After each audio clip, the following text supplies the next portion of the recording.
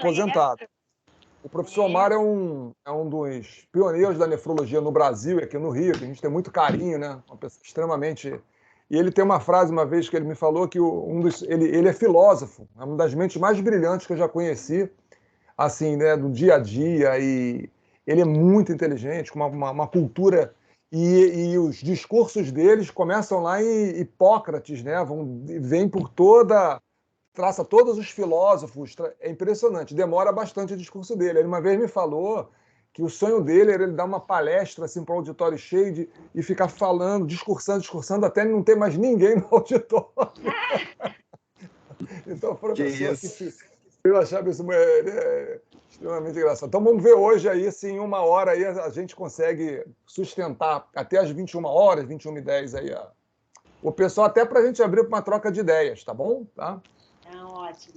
Professor, mais um minutinho, aí eu acho que a gente já pode começar, né, para a gente tentar ser o mais pontual possível, porque é uma plataforma que não é tão conhecida igual o Zoom, né? É porque o ruim do Zoom é que a gente só tem direito a 50 minutos, né? Isso, e aí tem que... Eu brinco que é o Zoom do pobre, né? Aí a cada 50 minutos a gente tem que ficar... É o Zoom for free. Aí já... Exatamente.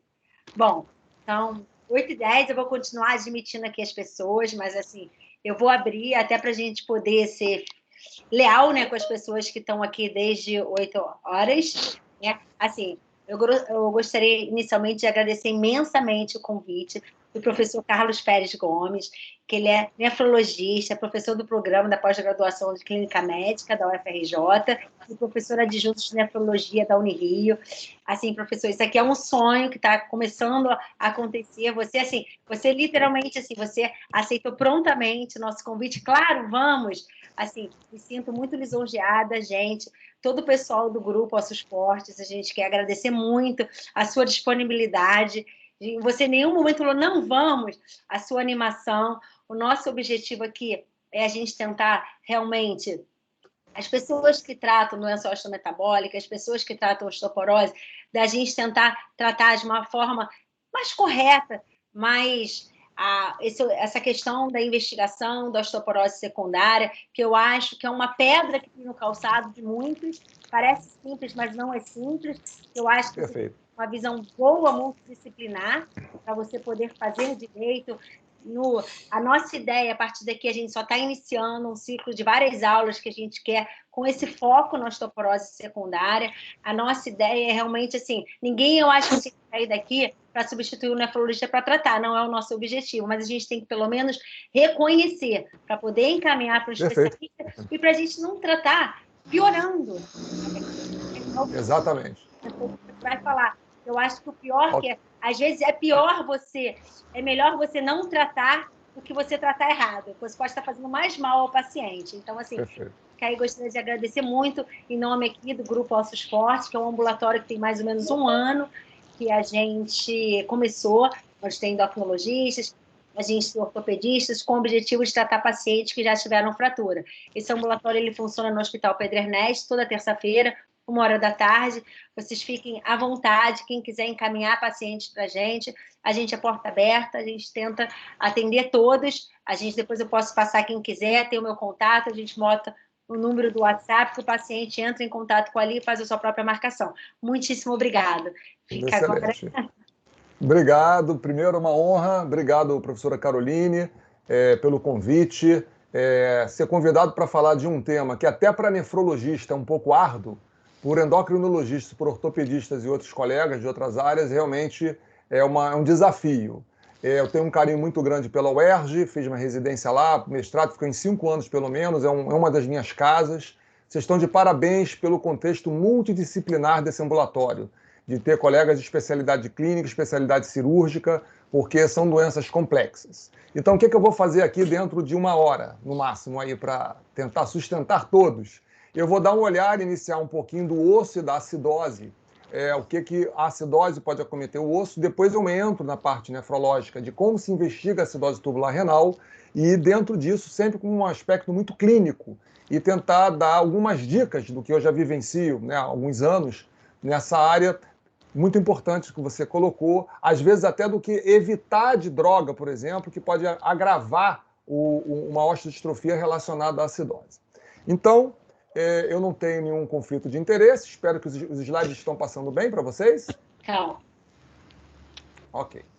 Então, o desafio é esse, tentar fazer um link aqui dos endocrinologistas, dos ortopedistas, dos nefrologistas e até mesmo de pediatras, porque parte das acidoses tubulares tem um componente genético hereditário importante.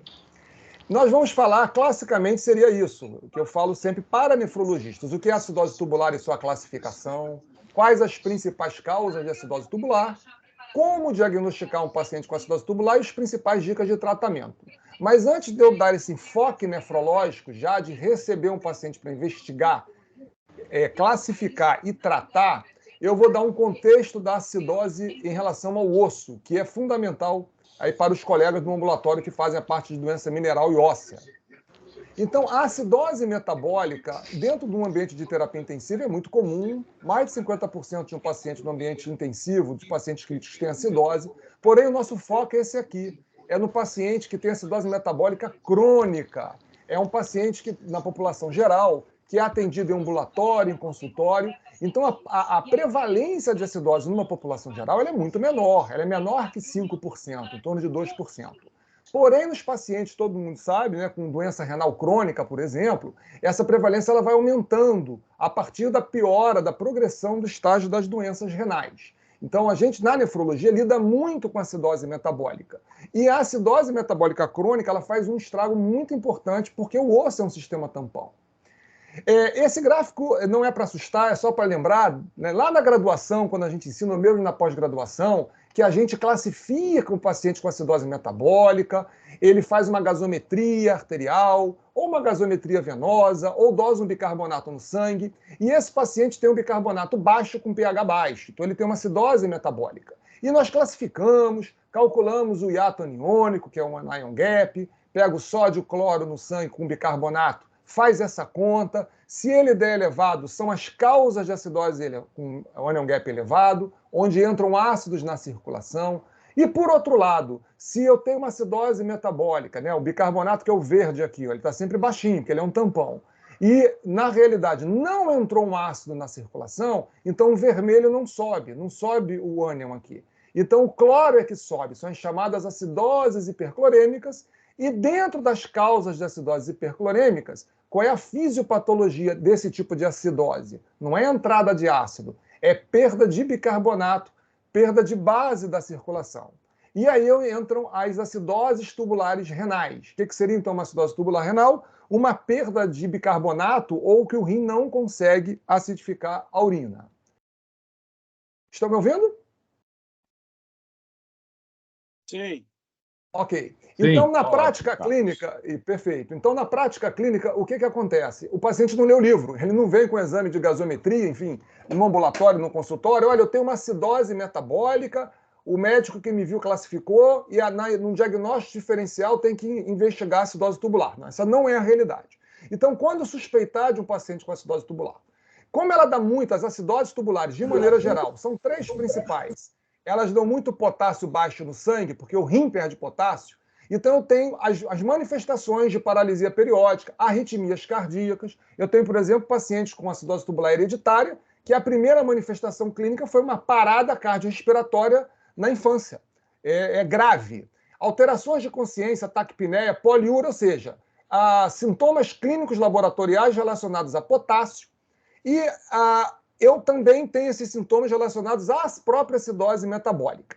E nesses pacientes que têm acidose metabólica, eu tenho hipocalemia, o osso funciona como sistema tampão, como a gente vai falar, e eu tenho excesso de hidrogênio na circulação e troca, por exemplo, com cátions no osso, com sódio, mas eu também tenho, como a gente vai conversar também, movimento de cálcio do osso para o líquido extracelular, para a circulação, e isso vai sair pelo rim. Então, é muito comum, sobretudo nas acidoses tubulares distais, os pacientes terem hipercalciúria.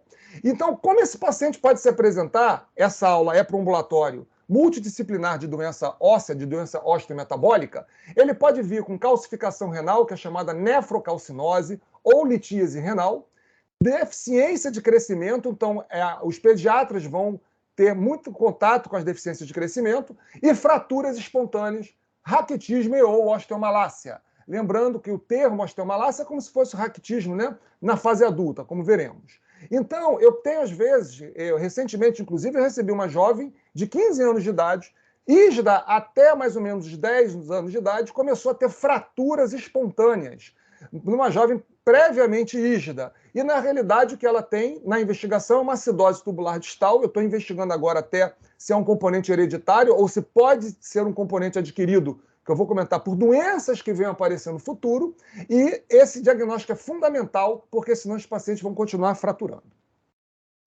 O que tem de mais recente, e o que nós aprendemos é que se eu tenho acidose no sangue, excesso de hidrogênio no sangue, o osso é um sistema tampão. Então eu troco, sai sódio dos osteócitos, sai cálcio dos ossos, e esses cátions vão trocar com hidrogênio e vão cair na circulação. Então, per si, só a troca iônica de hidrogênio com cátions dos ossos, isso já vai favorecer, por exemplo, osteopenia, osteoporose, e esse osso vai ficar doente. Mais recentemente, eu trouxe 2 artigos rapidamente para mostrar que também parece ter um processo, digamos assim, ativo, celular. Ou seja, o excesso de hidrogênio na circulação, uma acidose, ele estimula diretamente células osteoclásticas, então isso já vai favorecer a lise desse osso com a translocação de cálcio, fósforo, etc., para a circulação sanguínea, ativando, por exemplo, o RANC. E, por outro lado, esse excesso de hidrogênio na circulação ou queda de bicarbonato pela acidose, isso vai favorecer uma inibição no processo de formação óssea, no processo osteoblástico. Esse artigo mais recente, de 2022, dessa parte mais de biologia celular, mostra, por exemplo, um receptor que está na moda nessa área aqui. Isso aqui é uma membrana de um osteoclasto. Então, esse receptor OGR1, o excesso de hidrogênio aqui na circulação, ele parece que ele sinaliza para esse tipo de proteína ter uma cascata intracelular e ativar a osteoclastogênese, portanto, fazendo com que eu tenha perda de massa óssea e, por outro lado, eu tenho uma inibição de osteoblástico. Então, além de ter um efeito físico-químico, a acidose, mais recentemente ela tem um efeito celular. Estou trazendo primeiro de literatura, artigos recentes de um grupo indiano, mostrando pacientes com acidose tubular renal. De maneira geral, esses pacientes são de acidose tubular de formas hereditárias, mostrando a gravidade das lesões ósseas. Um genovarum aqui, já com fratura patológica diafisária, alterações dentárias. Aqui, eu não sei se vocês percebem, isso é uma tomografia sem contraste. Olha a calcificação aqui na região medular. Certamente esse paciente provavelmente é uma acidose tubular distal. Outro paciente mostrando aqui a membros inferiores, né, em vendaval, quer dizer, com total curvatura e com ossos extremamente frágeis. Mais outro paciente também com acidose tubular. O que é esse tipo de acidose tubular? Diagnóstico tardio. São pacientes que provavelmente chegaram. Vocês podem perceber que a idade não é nem tão tenra, né? Não é nem tão criança ainda, mas que provavelmente o diagnóstico foi tardio. Então, esses pacientes têm um osso muito doente, muitos, inclusive, com incapacidade de deambular. Eu, às vezes, recebo pacientes já cadeirantes com incapacidade de deambular por múltiplas fraturas, acometimento, inclusive, de coluna, né, lombosacra, etc., e por um problema metabólico. E, às vezes, eu faço o diagnóstico já com pacientes com muitos anos de evolução. Mais uma vez, mostrando alterações aqui de membros inferiores, alterações dentárias. Esse já é um paciente do meu ambulatório. Ele tem uma síndrome rara, que é essa síndrome aqui, Simpson-Goulart-Bemel, que tem pectus escavado. Ele funciona para os endocrinologistas aí que estão assistindo. É um diagnóstico diferencial de acromegalia, de gigantismo. Ele tem aqui, ó, essa acromegalia, ele tem essa mandíbula, né, essa classe 3, parece um paciente acromegálico realmente. E ele tem acidose tubular. Então, isso propicia mais ainda a rarefação óssea e a possibilidade de fraturas. Esse paciente eu diagnostiquei com uma acidose tubular distal e nefrocalcinose, associada, no caso, por exemplo, a essa síndrome, que é uma síndrome congênita. E o que a gente tem noção, de maneira geral, os médicos generalistas, geriatras, clínicos gerais, mesmo pediatras e demais especialistas, todo mundo conhece bem a doença renal crônica, que a gente, pela taxa de filtração glomerular, quem tem acima de 90 é normal, não tem disfunção renal, e que vai perdendo ao longo dos anos a função renal, vai classificando, todo mundo conhece essa tabela, né? G1, estágio G2, 3A, 3B, 4, e quando tem menor que 15, digamos assim, ml por minuto de taxa de filtração glomerular, está próximo do paciente entrar em diálise ou transplantar o rim, e que com a progressão da doença, nós temos o chamado distúrbio mineral e ósseo da doença renal crônica. Só que o meu assunto aqui hoje não é esse, é ao contrário. Na realidade, os pacientes que têm tubulopatias, maneira geral, e o que eu estou abordando é a acidose tubular renal, que na realidade é uma expressão de tubulopatia, a maioria está aqui, pessoal. Eles têm função renal glomerular normal. A creatinina desses pacientes é 0,7, 0,8, 0,9. A taxa de filtração estimada é normal. Eles não têm insuficiência renal. A filtração está normal. O problema desses pacientes não é na filtração glomerular. O problema é na função tubular. E nos pacientes com doença renal crônica, já está muito bem estabelecido que no distúrbio mineral e ósseo, é um tripé, né? Os pacientes têm calcificação dos vasos, os pacientes têm distúrbios de cálcio, de fósforo, de fosfatase alcalina, de PTH, de FGF23, etc. E o diagnóstico da lesão óssea específica, o padrão ouro, ainda é a biópsia óssea. Aqui estão as indicações clássicas de biópsia óssea nos pacientes que têm doença renal crônica com progressão, com perda de função evolutiva. E por que eu estou comentando isso? Porque a acidose metabólica, que a gente vai falar da acidose tubular, ela vai causar lesão óssea. E que tipo de lesão óssea ela vai causar? Então, só para lembrar, quando é feita uma biópsia para avaliar doença mineral óssea, é diferente de uma biópsia óssea ortopédica, por exemplo, para avaliação de um tumor, por exemplo, de um osso periférico, etc., ou de uma coluna. É uma biópsia transilíaca que vai ser feita toda uma avaliação osteometabólica, é um exame demorado, o processamento desse exame é demorado, e essa biópsia óssea, o paciente faz uma marcação prévia com tetraciclina para ver se está formando muito osso ou pouco osso. Então, essa marcação vai facilitar para o patologista verificar se eu tenho um osso sendo formado rápido ou um osso que não está sendo formado rápido. Ou seja, uma doença de alto remodelamento ou baixo remodelamento. E, além disso, uma série de parâmetros da biópsia óssea vão nos ajudar a classificar se esse osso está mineralizado, se não está mineralizado. Então, como se dá essa classificação, resumidamente? Baseado em 3 parâmetros: TMV, turnover, se a produção óssea é baixa ou é acelerada, a mineralização, se é normal ou anormal, e o volume ósseo. Esqueçam o volume ósseo, porque ele não me ajuda a diferenciar o tipo de osteostrofia. Então, o foco é no turnover e na mineralização.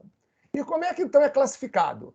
Classicamente, no paciente que tem progressão de doença renal, quando faz a biópsia óssea, geralmente são pacientes já em diálise, tem os pacientes que têm baixo remodelamento ou alto, e a gente classifica em mineralização anormal ou normal. E como é que fica essa classificação?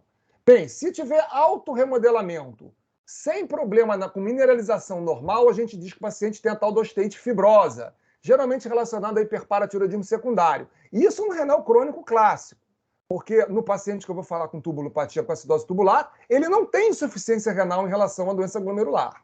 Se eu tiver um paciente com alto turnover e ele tiver defeito de mineralização, a gente classifica como doença mista. Então, alto turnover osteite fibrosa, alto turnover com déficit de mineralização, doença mista, que dá para ver aqui já a superfície osteoide aqui bem alargada, não mineralizada.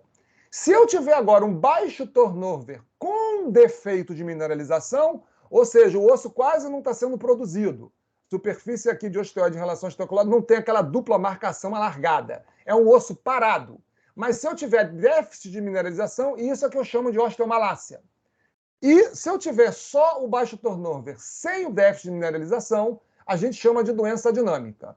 E agora que a gente vai entrar na acidose tubular, como é que seria o osso de um paciente com acidose tubular? Já tem trabalhos que biopsiaram pacientes que só têm acidose. Eles não têm insuficiência renal. Eles não têm praticamente hiperparatiroidismo secundário, como tem a doença renal crônica. Eles não têm os distúrbios de cálcio e fósforo, como, por exemplo, hiperfosfatemia, hipocalcemia, típicos da doença renal crônica, de maneira geral. Então, o paciente que tem acidose tubular, digamos assim, pura, sem outras lesões de outros eletrólitos, Ele vai ter que tipo de doença? Geralmente doença de baixo remodelamento, porque nós vimos que, do ponto de vista celular, existe uma inibição osteoblástica, apesar do estímulo osteoclástico. Então, são ossos, a criança, o adolescente, o adulto, com acidose tubular renal, que está acidótica durante muitos anos, ela vai desenvolver um osso de baixo turnover, que pode ter osteomalácia ou não. E isso tem uma implicação já clínica que eu vou falar lá no final. Por exemplo, o que geralmente o colega faz numa pessoa que está fraturando espontaneamente, além de dar cálcio e vitamina D? Poxa, ela está fraturando espontaneamente, pode ter uma densitometria osteopênica com osteoporose e, às vezes, vai prescrever o quê? Um inibidor de atividade osteoclástica, como, por exemplo, né, um bisfosfonato ou um denosumab. Só que nesse tipo de paciente, que ele já tem uma doença de baixo remodelamento, se nós prescrevemos um bifosfonato ou um denosumab, né, um inibidor de RANKL, esse osso ele vai fraturar mais ainda, porque ele não pode ser bloqueado em termos de formação. Né? E quando a gente inibe a perda em termos de atividade osteoclástica com essas drogas, a gente pode paralisar mais ainda esse osso. Então, por exemplo, um paciente com fraturas espontâneas, por causa de acidose tubular renal, por acidose metabólica crônica, já são drogas que a gente vai ter que evitar tendo o diagnóstico, porque isso pode agravar as fraturas e as consolidações das cirurgias desses pacientes. Então, antes de entrar na parte nefrológica propriamente dita, não sei se a doutora Aline aí está online, mas, enfim, eu faço uma homenagem aqui. Aqui é uma super endocrinologista, os endócrinos aí com certeza conhecem a doutora e professora Maria Lúcia, que foi coordenadora durante muitos anos na parte osteometabólica, na UFRJ, e a responsável por aquisição desses aparelhos aqui, que é a micro-CT, o próprio aparelho de densitometria, para análise não invasiva óssea.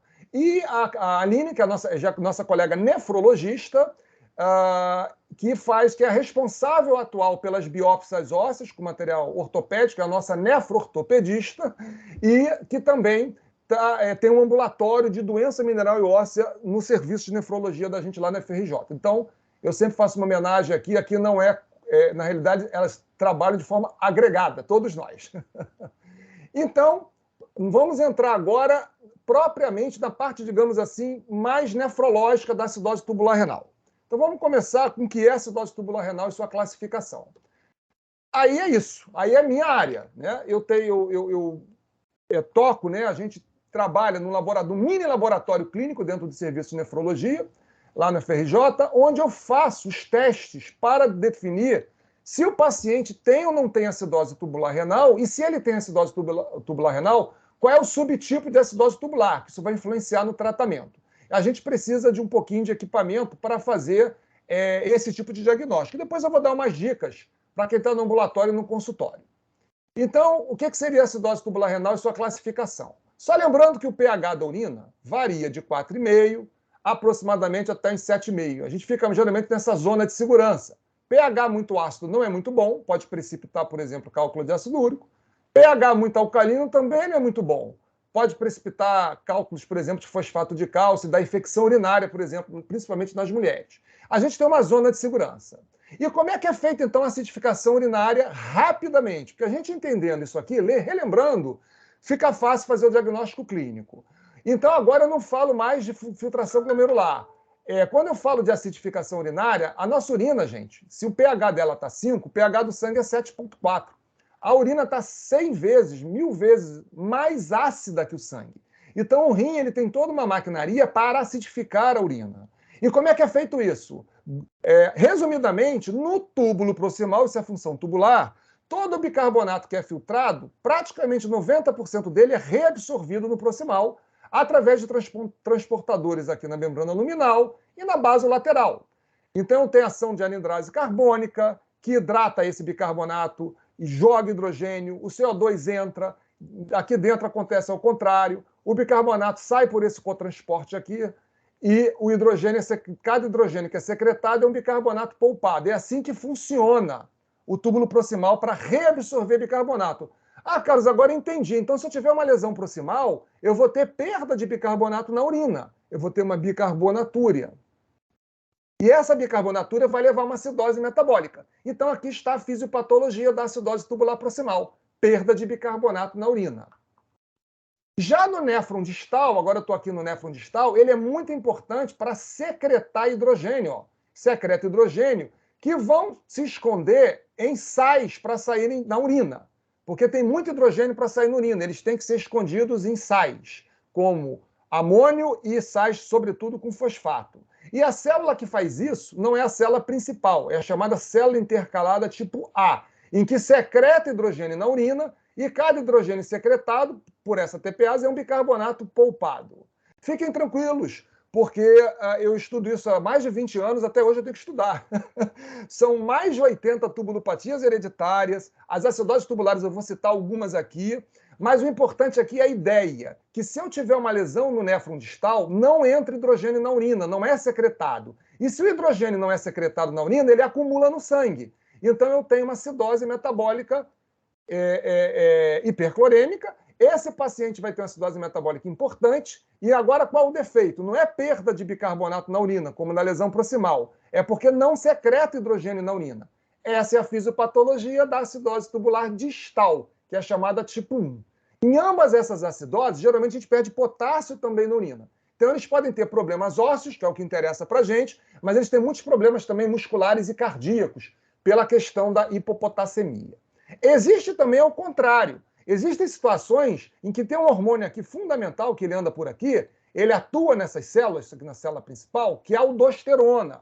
Então, se esse hormônio tiver em falta, ou se não conseguir agir aqui, ele reabsorve sódio, secreta potássio e ele secreta também hidrogênio, ele estimula essas hidrogênio TPases aqui. Então, se eu tiver falta de aldosterona ou resistência à ação da aldosterona, eu também vou ter acidose. Por quê, cara? Porque eu não secreto hidrogênio na urina, acumula no sangue, perceberam? Só que nesses pacientes que têm esse problema aqui, que tem falência da ação da aldosterona, o potássio no sangue vai estar elevado, ao contrário das outras, porque eu também não consigo secretar potássio. Então, eu tenho acidoses tubulares com potássio no sangue normal ou baixo e acidoses tubulares com potássio no sangue alto. Por isso que eu tenho que fazer o diagnóstico diferencial que muda o tratamento.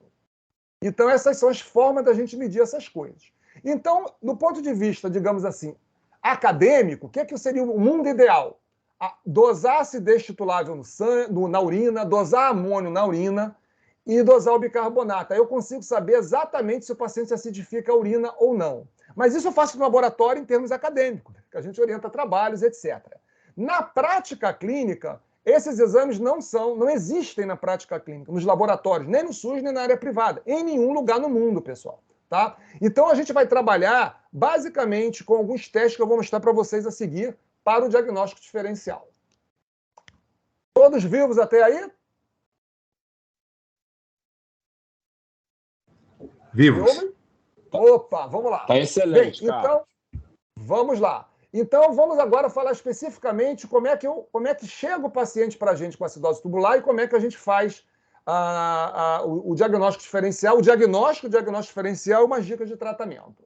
Esse aqui é um nefropediatra, Dr. Juan Rodrigues Soriano, já falecido, espanhol, que foi uma das pessoas mais importantes no diagnóstico, na classificação. Aqui está a história da classificação da acidose tubular, mas só queria dizer o seguinte, pessoal, isso aqui dá um pouco de medo para a gente, né? Quem lembra disso aí na época de prova de residência, e mesmo na nefrologia, assusta um pouco, é só para lembrar que o que é acidose tubular? É o rim não conseguir acidificar a urina. Não é porque tem insuficiência renal, o paciente filtra normal. Ele tem taxa de filtração normal, a maioria. Mas é porque ou perde bicarbonato por lesão proximal, ou não joga hidrogênio na urina por lesão distal. Essas são as duas fisiopatologias. Qual foi descrita primeiro, Carlos? A distal. Por isso que ela é chamada de tipo 1, ela veio primeiro. A acidose tubular distal, porque não secreta hidrogênio. E qual foi essa segunda a ser descrita? A do túbulo proximal, que perde bicarbonato. Por isso que é a tipo 2. Aí, em 69, descreveram a tipo 3. Tipo 3, existe isso? Gente, tipo 3 é 1 mais 2. É quando tem lesão distal e lesão proximal. Isso aqui é muito raro. São situações hereditárias, por exemplo, com deficiência de anidrase carbônica, que é aquela enzima que ela tem tanto no proximal quanto no distal. Então, se um paciente nasce com pouca anidrase carbônica, é um isotipo, ela vai ter acidose tubular. Aproveitando que tem ortopedistas, principalmente aqui no grupo, essa doença, quando tem acidose tubular tipo 3, é ao contrário. O osso, em vez de ficar osteoporótico, o paciente tem osteopetrose. O osso fica muito denso, ele fratura por osso muito denso. E é muito raro. Essa eu não tenho hereditária, eu tenho caso, digamos, adquirido. E a acidose tipo 4 foi descrita depois, é tipo 4, já na década de 70, que está muito relacionada a déficit da ação da aldosterona. Então, agora vocês entenderam. Tipo 1 é a distal, tipo 2 é a proximal, porque foi ao contrário na cronologia, tipo 3 é a soma dos dois, que é raríssima, e tipo 4 é aquela que a aldosterona não consegue agir no túbulo distal. Então, estas são as definições.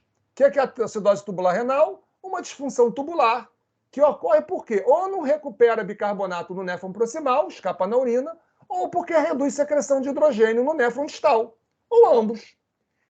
Ou seja, é uma síndrome clínica caracterizada por uma acidose metabólica, hiperclorêmica, secundárias a um problema nos túbulos renais. Então, mais uma vez, esses pacientes têm função renal pela taxa de filtração normal, acima de 90.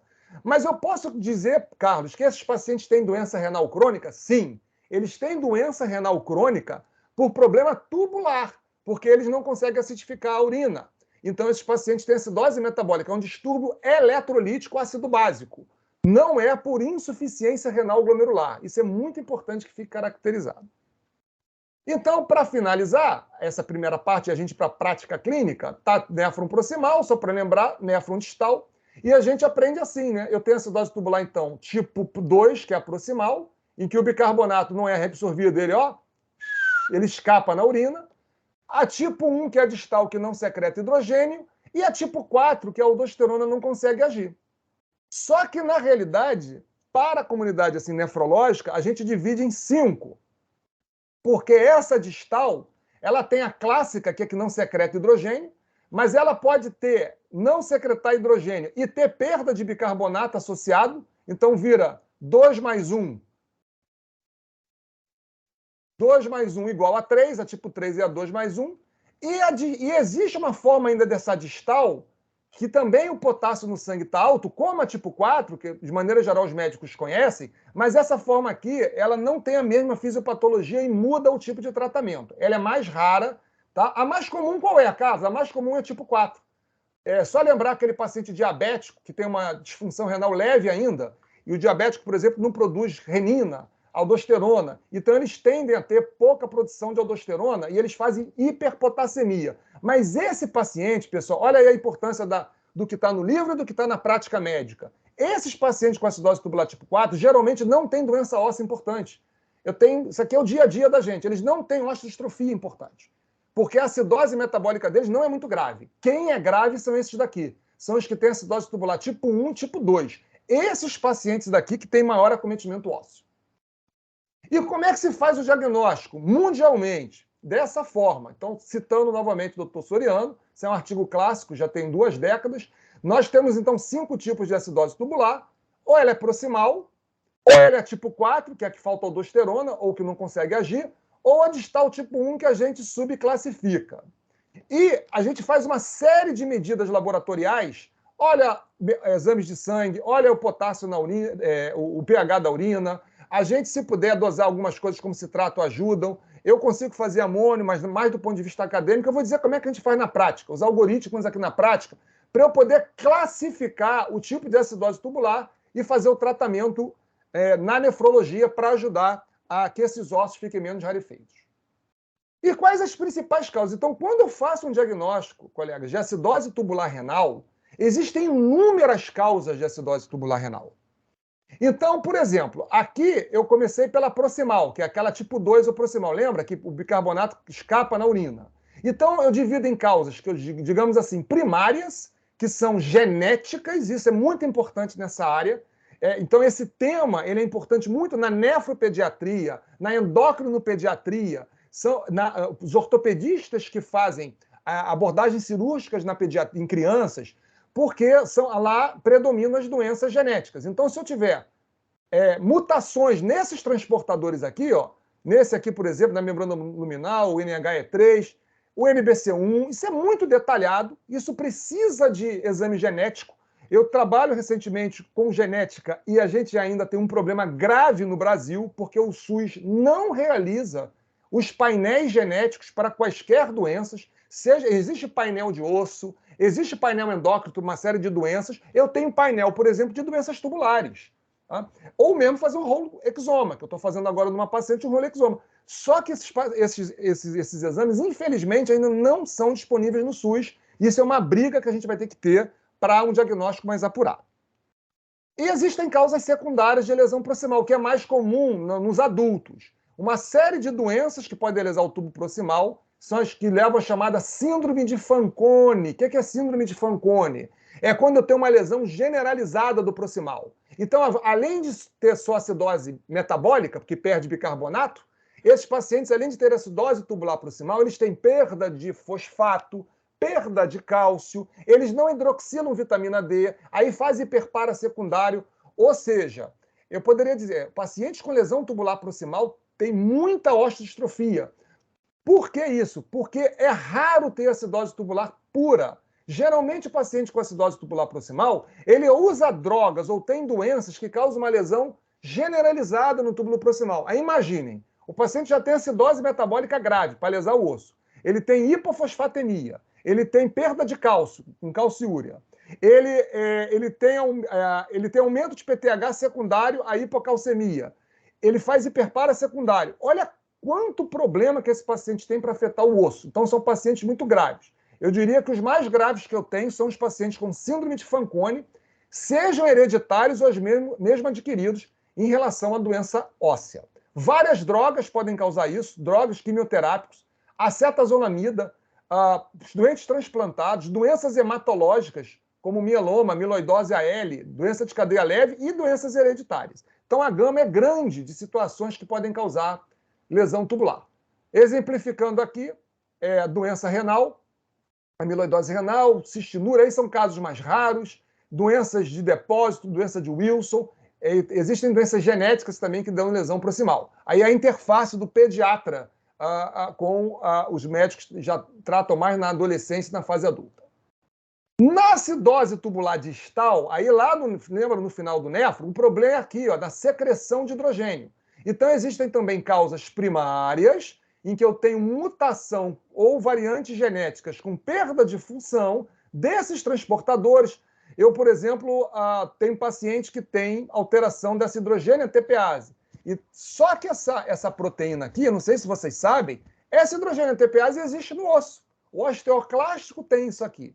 E ela existe também, por exemplo, em outros órgãos. Tá? Então, o paciente pode ter uma síndrome, não só ter acidose tubular renal, com acidose metabólica, ele vai estar até mais suscetível a fraturas, porque ele vai ter alteração celular, porque a célula óssea também pode expressar esse tipo de proteína. Então, não sei se vocês compreenderam, alterações genéticas com perda de função nesses transportadores também vão causar acidose tubular. E se essas proteínas existem em outros órgãos, como, por exemplo, essa aqui mesmo, no ouvido médio, o paciente pode ter surdez. Eu tenho um paciente com acidose tubular hereditária que eles têm surdez neurosensorial, porque é uma síndrome. Agora, quais são as causas mais comuns que a gente vê nos adultos? Não são as hereditárias, são as causas secundárias. Eu, diante hoje de um paciente com acidose tubular distal, se for mulher, até que se prove o contrário, eu vou ter que afastar, sobretudo, síndrome de Sjögren, lúpus é menos comum, a hepatite crônica, mas Sjögren é uma causa muito comum de acidose tubular distal adquirida. Então, o paciente, às vezes, tem 40, 50 anos, começa a ter, olha só, começa a ter cálculo renal, começa a ter nefrocalcinose, vem para a gente na nefrologia assim. Ou vai parar na mão de um endócrino, de um reumato ou de um ortopedista que começa a ter fraturas. E, na realidade, isso é causado por uma acidose tubular, que é causada por uma síndrome de Sjögren, que às vezes vai aparecer mais na frente. É como se fosse a acidose tubular, às vezes pode funcionar em algumas doenças, como se fosse uma síndrome paraneoplásica que aparece antes do desenvolvimento da doença. Isso é interessante. Drogas, sempre anamnese, várias drogas podem causar lesão tubular, e aqui as causas genéticas hereditárias, que a maioria é diagnosticada na pediatria. Então, só para exemplificar aqui, quem tem síndrome de Sjögren, olho seco, anemia falciforme, os pacientes falcêmicos costumam ter lesão tubular também, acidose tubular distal, síndromes mais raras genéticas. Então, são uns exemplos da gama de doenças em medicina interna que podem causar tubulopatia. Vocês olhando essa radiografia, isso aqui é uma radiografia simples, tá, gente? Não tem contraste. Então, eu sei que os ortopedistas estão com o olhar aqui, ó, na coluna, os endócrinos também, né? E tal, o nosso olhar está aqui nos rins, ó. Olha só a quantidade de calcificação medular. Isso é uma nefrocalcinose medular ao raio-x simples. Aqui no ultrassom, a medula completamente branca e na tomografia, sem contraste, mostrando também calcificação. Então, diante de um paciente com hipercalciúria, nefrocalcinose, fratura espontânea, ok? Opa, esse paciente deve ter um distúrbio sistêmico aí. Provavelmente ele vai ter que, com certeza, investigar a acidose tubular renal. E, para terminar, aquela acidose tipo 4 é a mais comum, mas geralmente não dá tanta lesão óssea. Dá mais problema de hiperpotassemia, que é a falta de ação de aldosterona no néfron distal ou a falta de aldosterona com o receptor mantido. Existem causas hereditárias, com mutações desse canal INAC, que são bem raras. Eu tenho só um paciente que tem, isso se chama pseudohipoaldosteronismo, com mutação desse canal, mas isso existe, essas aqui são bem mais raras. E as causas secundárias, que são muito comuns. Doenças que podem causar acidose tubular tipo 4, aqui é tudo com hiperpotassemia, tá, pessoal? Resistência mineralocorticoide, fica esse quadrinho aí para vocês, e drogas. Então, deixa eu dar algumas drogas aqui que podem causar, só para lembrar, né? Anti-inflamatórios, inibidores de ECA, a própria heparina, espironolactona. Essas drogas ajudam a fazer uma acidose tubular renal tipo 4 e promovem, por exemplo, hiperpotassemia. Mas a vivência que a gente tem é que esse tipo de acidose tubular geralmente não dá tanta osteodistrofia. Exemplos de doenças, então, a doença renal do diabetes, pacientes que têm quadros obstrutivos renais, importante é na área de urologia, com uropatia obstrutiva, podem desenvolver lesão tubular distal, insuficiência adrenal e causas mais raras.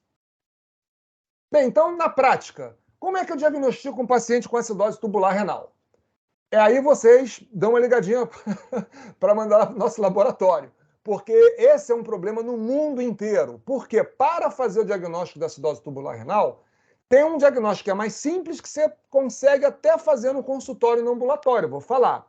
Mas para saber, às vezes, o subtipo ou uma forma que chama incompleta de acidose, só com teste, digamos assim, funcional, que é o que eu faço lá no laboratório e vou mostrar como é que é.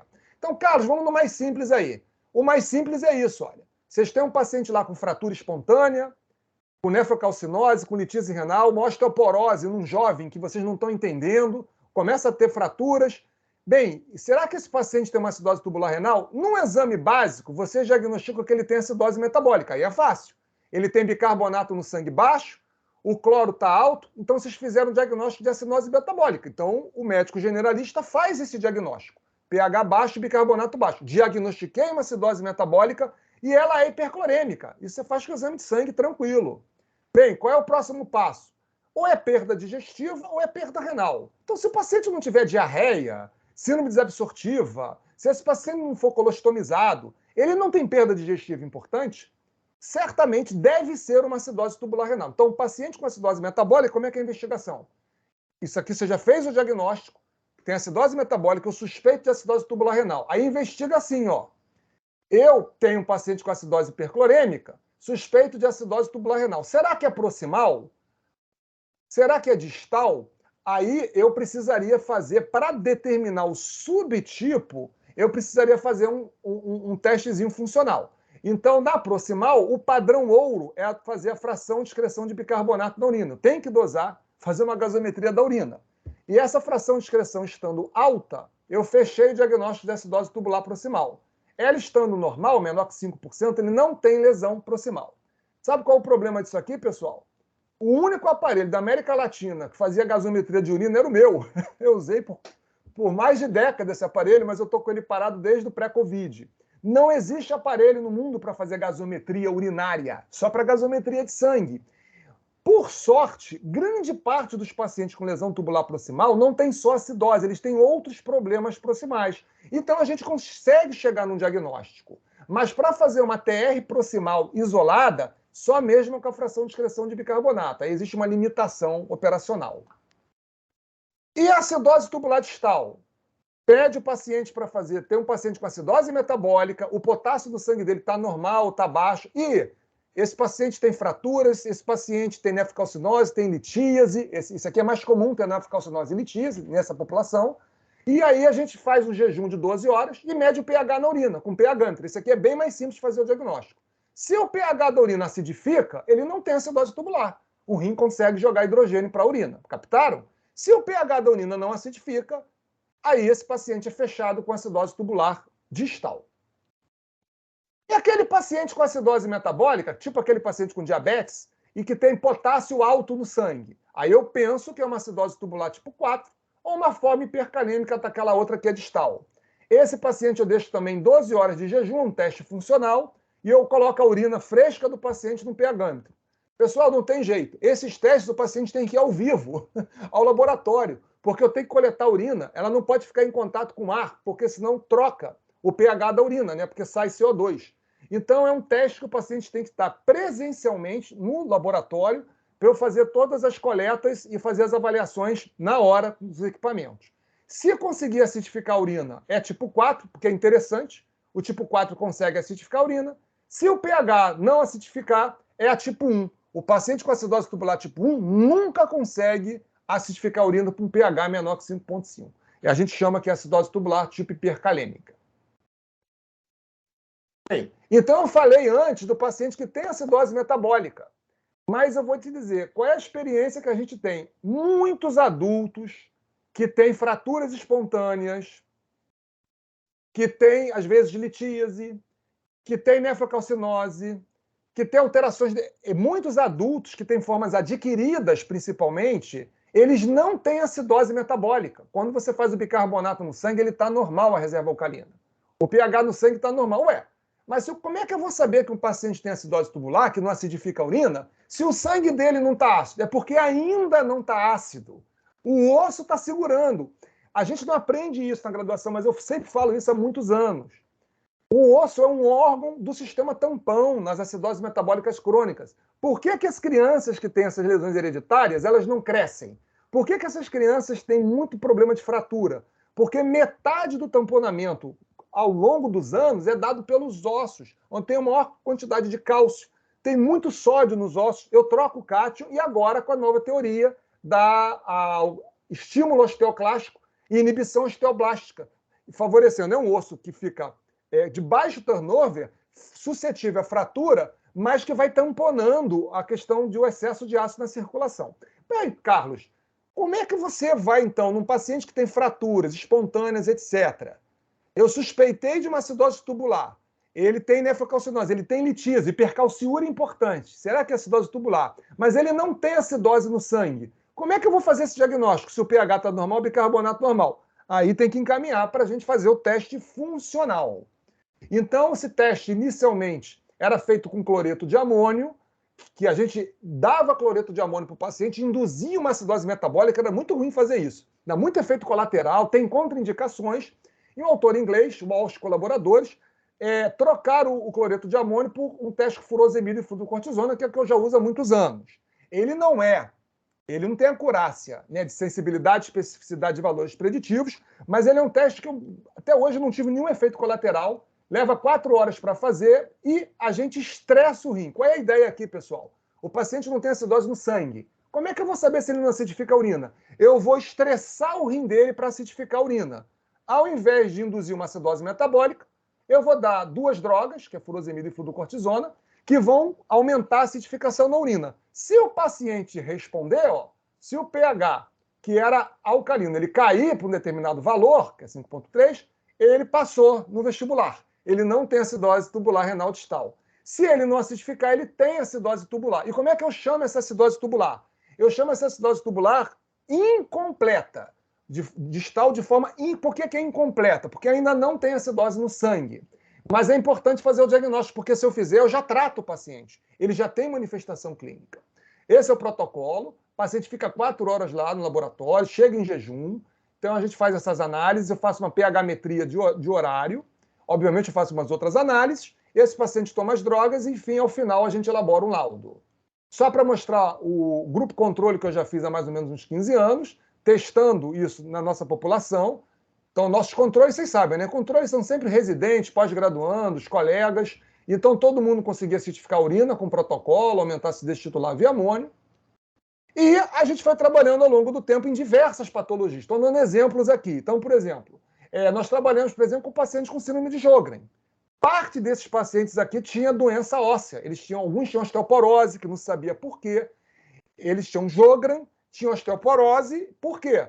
Porque um quarto desses pacientes tinha acidose tubular renal. É muito comum na síndrome de Sjögren a acidose tubular. E eles vão ter lesão óssea pela acidose tubular. Outro exemplo na área de transplante. Vamos, por exemplo, a gente avalia até drogas que levam os túbulos. Tacrolimus faz lesão tubular, sirolimus. A gente comparando grupos de sirolimus ou tacrolimus, dando só um exemplo, a gente identifica também acidose tubular distal nessa população aqui, que também ainda não tem acidose sistêmica. Aí aqui seriam causas, a anterior adquirida por doença, uma doença imunológica, e aqui por drogas que são necessárias para evitar a rejeição, mas que podem causar também distúrbio de acidificação. Já na área de HIV, é muito comum o paciente portador de HIV tomar drogas que podem lesar, sobretudo, o túbulo proximal, como o tenofovir. Nós estudamos há alguns anos também a acidose tubular causada pelo tenofovir, que já era descrita proximal, a gente descreveu a distal. Porém, a boa notícia é que o tenofovir, que dava mais esse tipo de lesão, ele já foi substituído por um novo primo, o novo tenofovir, o TAF. E esse é menos nefrotóxico, mas estou com interesse em estudar futuramente para ver se não vai aparecer isso também. E esses autores, na época, que descreveram esse teste que a gente faz agora, é o protocolo mais simplificado, eles, num grupo maior já, em pacientes com litíase, outra população com acidose tubular, eles mostraram que é um ótimo teste com 100% de sensibilidade e de valor preditivo negativo. Ou seja, passou no teste, não tem acidose tubular. Mas alguns pacientes que, quer dizer, passou no teste, que quando é passar no teste, acidificar a urina, não tem acidose tubular. Mas alguns pacientes que não passavam no teste, em que a gente diagnostica, passaram depois com cloreto de amônio. Eles sugeriram voltar a fazer o cloreto de amônio, mas ele é proibido em muito tipo de paciente. Por exemplo, pacientes com disfunção hepática não podem usar isso aqui. Então, esse é o protocolo sugerido, fazer o teste que a gente usa, e complementar, se for necessário, em alguns pacientes. Então, esse é o algoritmo, depois quem quiser fotografar, que é o que a gente usa no laboratório. Eu recebo hoje um paciente com suspeita de acidose tubular distal, mas ele não tem acidose no sangue. O que eu faço? Jejum de 12 horas, faço uma pH-metria nesse pós-teste de restrição. Se ele passar aqui, passou no vestibular. Ele não tem acidose tubular. Se ele não passar, eu efetuo o teste, o estresse teste furosemida e fludrocortisona. Se ele acidificar, ele não tem acidose tubular. Se ele não acidificar, o ideal seria fazer o amônio. Eu não faço atualmente o amônio. Eu observo também outros parâmetros de acidose tubular, como hipocitratura, acidose tubular distal, e fecho o diagnóstico desta forma, acidose tubular distal de forma incompleta. Olha que interessante. Ainda não tem acidose no sangue, mas por que não tem acidose no sangue ainda? Em parte porque os ossos estão todos sendo degradados para tamponar o sangue. Então ele não tem acidose no sangue, mas ele já tem fratura. Ele já tem osteopenia, ele já tem osteoporose e ele já tem fratura patológica por causa de um distúrbio metabólico. Só para exemplificar, já estou terminando, como é feito um laudo, isso aqui, no caso, já tem aí mais ou menos uma década, eu recebi uma paciente já no final da adolescência, início da idade adulta. Essa paciente já chegou para mim cadeirante, múltiplas fraturas, ela já tinha sido colocado próteses em ambos fêmur, né, nos ossos fêmur, bilateralmente, mas já estava com problema para deambular. Chegou para mim acidótica, com 12 de bicarbonato, 7,23 de pH, isso aqui no sangue. Mais importante, sendo sangue venoso, é ver basicamente o bicarbonato, 12 de bicarbonato. E essa paciente eu fiz um teste funcional, não conseguia concentrar a urina. Lembrem-se, a função renal normal dela, tá, gente? Essa paciente tem 0,8 de creatinina, 0,9 de creatinina. O problema não é glomerular. A doença renal dela é tubular. E aí eu verifiquei, ela não passou no teste, não acidificou a urina com protocolo. Na época eu fazia tudo, amônia, acidez titulável, enfim, mas tinha bicarbonatura associada. Então, uma paciente que tinha história de acidose metabólica e acidose tubular distal, desde a infância, mas ela não tinha não foi determinado o tipo de lesão que ela tinha, Ela tinha uma surdez neurosensorial, hipoacusia. Ela é minha paciente ainda no ambulatório, nossa paciente. Ela escuta com aparelhos, consegue escutar um pouco, mas com dificuldade. Nefrocalcinose e tinha uma grave osteodistrofia. E nós fechamos o diagnóstico de provável TR distal hereditária, aquela forma secretora autossômico recessiva. Essa paciente com tratamento, ela deambula. Ela há muitos anos, isso aqui já tem muito tempo, então ela consolidou muito melhor as fraturas dela, os colegas que operaram, e ela hoje, atualmente, ela deambula, inclusive sem órtese. E era uma paciente que chegou cadeirante na época. Então, a importância do tratamento da doença de base, porque senão esses pacientes têm um prognóstico muito complicado em relação à doença óssea. E, para terminar, as principais dicas de tratamento que nós fazemos na nefrologia para esses pacientes. Mas a primeiro slide, são 2 slides. O que eu quero mostrar nesse slide é para os colegas que recebem o paciente do outro lado, que chega um paciente com várias fraturas espontâneas. Pode ser um ortopedista, pode ser um colega da endocrinologia, que é um paciente, às vezes, que ele tem até, às vezes, outras lesões tubulares, então eles podem ter hipofosfatemia, por exemplo, eles podem ter hipocalcemia, ou um reumatologista. Então, esses pacientes aqui, que têm acidose tubular, acidose metabólica ao longo da vida e que não são tratados, como eu falei, eles vão ter tendência a ter uma doença de baixo turnover, um osso parado, podendo ou não ter osteomalácia. Então, cálcio e vitamina D fazem parte do tratamento desses pacientes. Não tenha dúvida, reposição de cálcio, até porque na distal eles têm muita perda de cálcio urinário, eles têm hipercalciúria. Vitamina D, na lesão proximal, lembrando da fisiologia, a vitamina D é ativada no rim, pessoal, né? Um alfa-hidroxilase está lá no tubo do proximal. Então, se eu tenho uma lesão tubular proximal, eu não ativo a vitamina D. É por isso que quem tem doença renal crônica tem hipovitaminose de D ativa. Eles fazem, então, muito hiperpara secundário. Então, perfeito da cálcio. Longe das refeições, né? Que é para realmente aumentar a calcemia. Perfeito da vitamina D, análogos de vitamina D. Porém, eu recebo, às vezes, como o paciente não tem um diagnóstico, ele já fez uso, às vezes, de bifosfonato. Ele já fez uso, por exemplo, de denosumab. E aí não. Porque essas drogas já é um osso parado, de baixo turnover. E essas drogas vão paralisar mais ainda esse osso. Então, isso pode até aumentar o risco de fratura. São pacientes que têm a massa óssea desses pacientes, a formação óssea desses pacientes, ela está inibida celularmente pela acidose. Interessante paralisar a atividade osteoclástica. Sim, quando a gente tem um raciocínio daquela paciente pós-menopausa clássico, em que tem falta de hormônios que produzem osso. Então, eu inibo que está comendo osso, o osteoclástico. Mas esses pacientes, especificamente com acidose metabólica, eles têm um baixo turnover, então são drogas não interessantes para esse tipo de população. Então, fica essa sugestão. E como é que eu trato? O tratamento desses pacientes é esse aqui, principalmente. Eu tenho que corrigir a acidose metabólica. E como é que eu corrijo isso? Eu vou classificá-lo em tipo 2, e tipo 1, tipo 4. E eu vou usar diversos álcalis, desde bicarbonato de sódio, que eu uso mais na proximal, ou na tipo 4, ou citratos de potássio, que eu uso muito na distal tipo 1, porque esses pacientes aqui formam cálculo renal, então não é interessante dar esse tipo de álcool, que esse aqui dá cálculo renal, esse aqui não dá. Eu posso usar tiazídico, dos que têm hipercalciúria associada. Eu posso fazer soluções alcalinas, são muito específicas, como Scholl modificado. Por quê? Vocês imaginem uma criança, eu percebo adolescente, já na fase adolescente, uma acidose metabólica crônica, eles não toleram, às vezes, tomar tudo em comprimido. Então, a gente usa muitas soluções que, às vezes, são até mais palatáveis, a aderência melhora, e a gente tem que mandar formular. Essas soluções não existem no mercado e são formuladas aqui no Rio de Janeiro. Por sorte, essas soluções são formuladas na farmácia universitária lá da UFRJ, no Centro de Ciências da Saúde.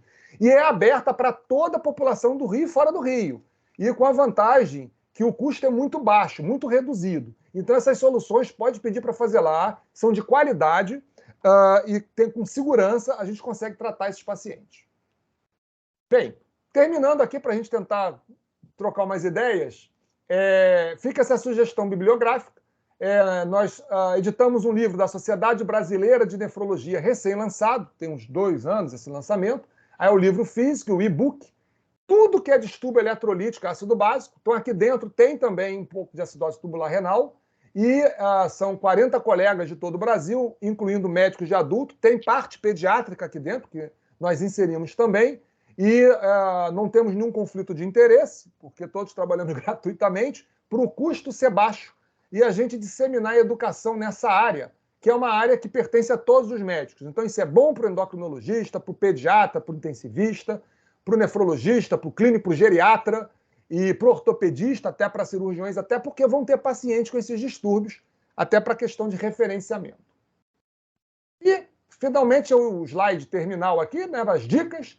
Pensar em acidose tubular renal como causa de distúrbio mineral e ósseo.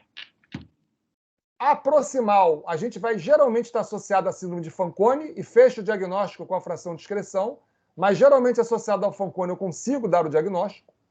As distais, eu diria que são mais comuns na fase adulta. A gente vê muito paciente com acidose tubular distal. Tanto completa, que é mais fácil de fazer o diagnóstico, o teste de restrição hídrica e pH-metria. Esse é o mais complicado, que é aquele que não tem acidose metabólica, que aí eu preciso fazer, além do teste de restrição hídrica, os testes funcionais. Mas se você estiver no local que não tiver acesso ao teste funcional, se você conseguiu pelo menos um pH de urina menor que 5,3 depois de 12 horas, a gente pelo menos consegue afastar que não seja. Isso é uma dica clínica para quem faz ambulatório e consultório. E nos pacientes com hiperpotassemia, eu vou tentar descobrir se é a tipo 1 com hiper ou a tipo 4, que eu faço com pH-metria. Então, isso aqui também dá para fazer em nível de consultório ambulatorial, mas entendam que o pH da urina tem que ser com pH. E a última frase, o tema é muito amplo, mas isso aqui é muito interessante até para para conversar com colegas da área pediátrica, é a importância da análise genética. Como eu falei, grande parte das tubulopatias, sobretudo na infância e adolescência, e que causa acidose tubular, são hereditárias. E para fechar o diagnóstico, eu fecho o diagnóstico de que tipo de acidose tubular, mas para eu saber a causa e dar uma informação até para a família, para a prole, se for uma pessoa com mais idade, para os irmãos desse paciente, a importância da análise genética para fechamento de diagnóstico. Já é disponível na saúde privada. Eu consigo fazer algumas análises em doenças em que eu tenho parceria com a indústria, mas, de maneira geral, nas tubulopatias que causam acidose tubular, ainda não está disponível no SUS. Isso é uma luta que a gente vai ter que ter nos próximos tempos. Eu agradeço a todos que conseguiram resistir até aqui, um tema tão árduo para nefrologistas. Eu imagino para os colegas de outras áreas, que têm N outros temas aí para se envolverem. Mas a ideia é essa, é mostrar que a acidose tubular ela é rara, mas acontece muito. É causa, sim, tem que pensar assim, em pacientes sobretudo no clube de osso que a gente está aqui hoje falando, com fraturas espontâneas e sem uma causa definida. Muito obrigado e vou abrir agora aqui para trocar uma ideia. Então vamos lá, assim, sua aula maravilhosa, assim, tema pesado. Vou te falar que eu acho que eu vou precisar fazer no módulo osso, acidose tubular renal, tema 1, tema 2, tema 3, tema 4. Mas vai ter que ser uma só para tipo 1, uma aula só para tipo 2. Mas, assim, eu vou abrir para as perguntas, mas antes é porque eu tenho algumas perguntas a fazer. Então, antes de abrir para o público, eu tenho 2 perguntas aqui que eu acho realmente muito importantes do ponto de vista prático, para a gente que recebe esse paciente com fratura. A primeira pergunta, tá? Porque quando você colocou naquele fluxograma da investigação da acidose metabólica, sempre estava com o nome hiperclorêmica. A minha primeira pergunta vai: se o cloro vier normal, eu já posso descartar? Porque todo o seu fluxograma era sempre acidose metabólica e hiperclorêmica.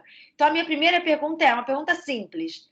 Estamos dosando cloro de todo mundo, agora no ambulatório. Vamos dosar, não dosar, mas vamos dosar. Já vou incluir aqui o cloro. Tem que dosar. Já incluí, exatamente. Falha gravíssima. E aí o fato, se o cloro vier normal, ainda assim, ainda pode ser um tiro? Essa é a minha primeira pergunta. Excelente pergunta. Prática. Vamos ver. Eu tenho 2 contextos, né? Você tem uma pessoa com fraturas espontâneas, você pensa numa doença metabólica.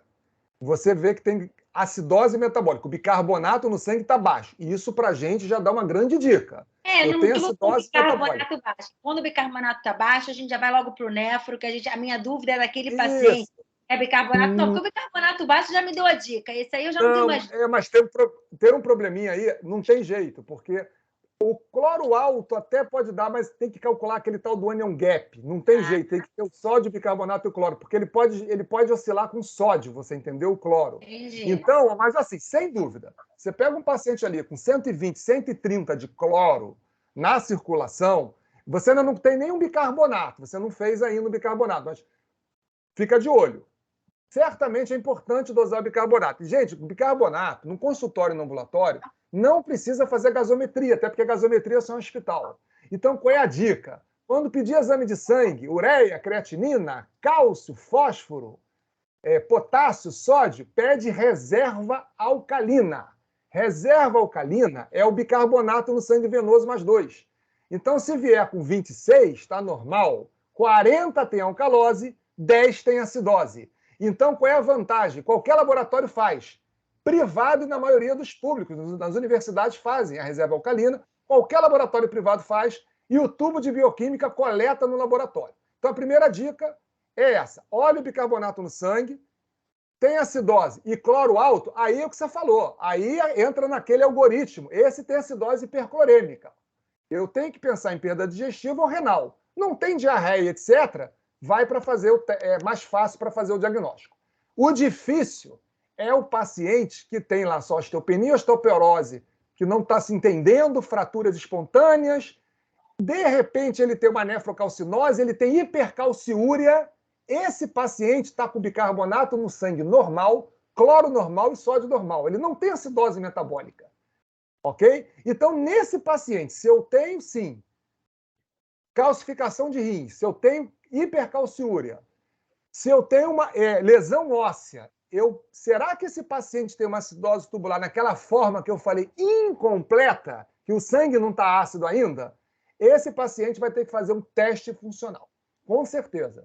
E aí, com o teste, se diagnosticar, a gente vai para o diagnóstico etiológico. Essa é uma pergunta interessante, porque a gente vê no nosso ambulatório de fratura, pelo menos, Carlos, 30% dos nossos pacientes têm hipercalciúria. E aí começa um problema. Hipercalciúria não é uma doença incomum. Hipercalciúria é uma doença relativamente comum. E aí fica... Então, estava até no meu livrinho aqui anotado. Se todo paciente com osteoporose, com fratura e hipercalciúria, que eu não encontrei mais nada, se esse paciente com cloro normal, bicarbonato normal, se eu devo levar ele para um teste funcional. Além da hipercalciúria, é muito comum também nefrocalcinose. É uma causa importante a acidose tubular de nefrocalcinose medular. Mas eu posso ter paciente só com hipercalciúria sem nefrocalcinose. E ele tem disfunção tubular. Eu vejo pela ultrassonografia das vias urinárias. Ele é o melhor exame para isso. Raio-X dá para ver, dependendo, pela própria radiografia simples, que a gente, né? O padrão ouro é a tomografia computadorizada, mas o ultrassom é muito típico. A gente que faz ultrassom um pouquinho, a gente olha, é muito típico de nefrocalcinose. Confirma com tomografia. Se o ultrassonografista, o colega radiologista, não bater, você pode confirmar com uma TC. Sem contraste, não precisa de contraste. Num paciente que tem osteopenia, osteoporose, ou fratura espontânea, vocês não estão encontrando, está estranho o paciente. Ele tem hipercalciúria, litíase, porque às vezes vem litíase associada. Esse paciente, ao meu ver, merece sim pensar em acidose tubular incompleta. Como é que eu farei isso no consultório? Como é que eu faço no meu consultório, para não carregar todo mundo para o laboratório? Tá? Então, a dica: você pede o doente para ficar 12 horas em jejum. Você vai fazer um exame e ele vai fazer um pH da urina em qualquer laboratório, mas não é pH do fita do EAS, não vale. tem que botar solicito pH da amostra de urina com um pHmetro, é pHmetria. Aí o paciente vai ao laboratório, fica 12 horas sem comer e beber nada e faz um pH na urina. Se esse pH, eu uso 5,5, se esse pH for menor que 5,5, provavelmente ele já passou no vestibular. Ele não tem acidose distal. E se for maior? Pode ter, pode não ter. Aí precisa do teste funcional. Tá? Tá.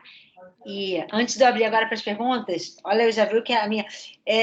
Duas observações. Você falou da questão do teste funcional. E no particular, tem algum laboratório que faça o teste funcional? Não. Eu vou ter que mandar um WhatsApp, professor Carlos, por favor, temos tantos pacientes assim para ser absorvidos. Não tem. Porque, por exemplo, diferente de alguns testes na área de endocrinologia, que você consegue fazer, sim, você tem que ter um médico lá para poder... Eu uso droga, eu vou dar droga para o paciente que, em teoria, pode ter efeito colateral. Eu tenho que examinar, eu faço urinálise associada, então tem que ter a presença do médico ali durante o teste.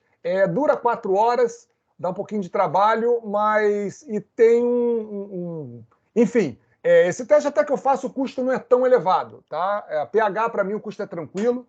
Elevado para mim, quando eu fazia gasometria, aí era um pouquinho mais elevado. Mas, infelizmente, aquele meu aparelho, que é filho único, tá? Eu já dei curso, assim, para médicos da América Latina e colegas até dos Estados Unidos e me mandavam e-mail, mas como é que você consegue fazer bicarbonato na urina? Eu falei, a gente é pobre, mas tem uma gasometria, pro verbo de pesquisa, a gente ficou muito tempo fazendo gasometria urinária. Agora, infelizmente, esse aparelho, a empresa que montou o aparelho faliu por causa do Covid e eu estou sem engenheiro para poder, que era o cara que tinha montado. Mas a gente tem esperança ainda de reativar esse aparelhinho. Última pergunta agora, professor, que eu prometo que eu vou abrir para a plateia. Eu sou fominha, né, de perguntas. Existe uma idade, porque lá no ambulatório dos esportes a gente recebe paciente de tudo que é idade, né? Existe alguma idade que você consideraria que, assim, olha, sei lá, 45 anos, chegou com múltiplas fraturas, essa idade é improvável de ser uma acidose tubular incompleta? Olha, o que eu vejo mais adolescente, como eu falei, acabei de receber uma paciente, 15 anos, fazia luta, menina previamente rígida, até 2, 3 anos atrás, rígida, sem história familiar, até porque quando é hereditária, é recessiva, então você pode não ter história na família e ter doença hereditária. Essa paciente teve 4 fraturas espontâneas, já está com 2 hastes, 2 cirurgias ortopédicas.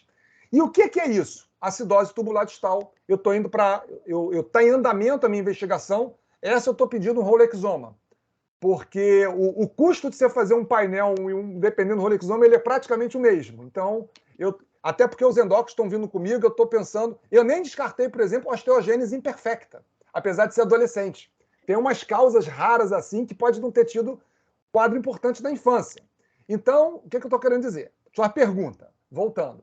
Adulto, jovem, adolescente, eu não pego criança, né? Às vezes eu pego só a urina da criança para fazer o teste. Mas eu não lido muito clinicamente com a parte pediátrica. Mas adolescente, adulto, jovem, até 40 e poucos anos, 50, que tem essas manifestações que vocês pegam, a gente tem que pensar assim. Porque, olha só o que eu falei, mulher, por exemplo, às vezes é Abjogren com 40, 50 anos de idade.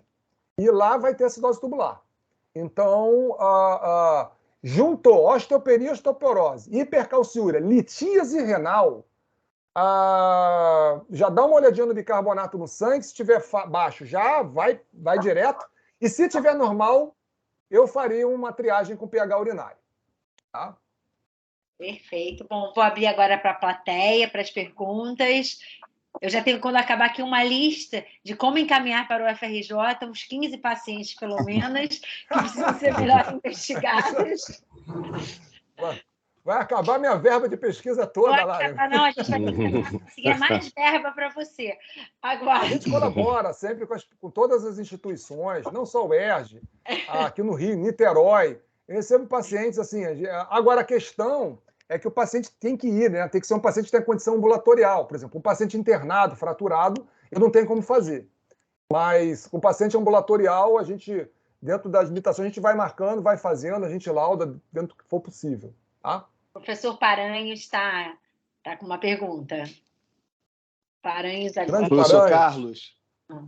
Fala, Paranhos. Aula fantástica, brilhante. Assim, a gente tem que... Eu tentei gravar a tela aqui para poder assistir de novo depois. É uma carga muito grande de conhecimentos. É difícil, de certa forma, acompanhar, por mais que a gente queira anotar. Não faz parte da realidade do dia da gente. Na verdade, eu acho que não faz parte nem...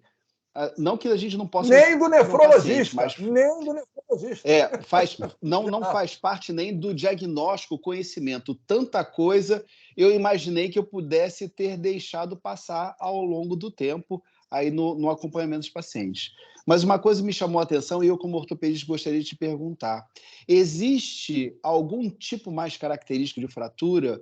É mais de cunho trabecular ou cortical? Porque você falou aí do adolescente e colocou já 2 hastes. Então, eu estou imaginando que numa acidose tubular sejam fraturas mais corticais, em sítios onde haja o predomínio de osso cortical. Excelente, então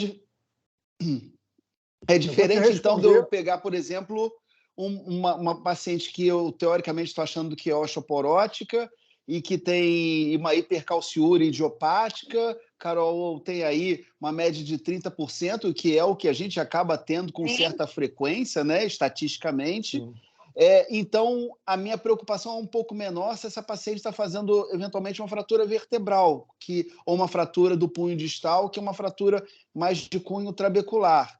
Mas se ela está fazendo uma fratura diafisária, por exemplo, femoral, que eu posso pensar em, eventualmente, uma fratura atípica, etc., talvez acenda a luz de uma acidose tubular. Acho que a sua observação é perfeita. Eu não vou te dar dado de literatura de estudo Não, tudo bem. Mas eu vou te dar a vivência que eu tenho nesses anos, tá? O que eu recebo desses jovens ou adultos com fraturas é como você falou, é osso longo, mais cortical. É muito fêmur e tal. Não é tanto de coluna vertebral, que seria, entre aspas, mais trabecular. Me corrija se eu estiver errado, tá?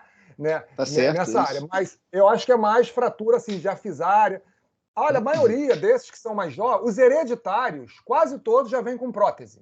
Os que eu recebo, eles já têm prótese de fêmur, né? Prótese aqui no quadril e tal, eles já vêm com cirurgias prévias. Muito geno varo, né? Muito geno varo, engraçado. Eu tenho pacientes com geno valgo, mas geno varo gravíssimos, até com dificuldade de deambulação, e essa é a ideia. Não tem fratura. Interessante que a acidose tubular, eu não tenho. Eu lido com outras doenças tubulares, com problema osteometabólico.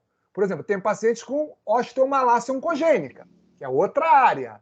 Aí, por exemplo, esses pacientes têm fratura, por exemplo, de face. Eles têm fraturas espontâneas de vértebra, de arco costal. Interessante, nesses pacientes com doença tubular, a gente já não... provavelmente por essa questão que você tem falado aí, que você sugeriu, e é a vivência que a gente tem. Muita questão de afisária.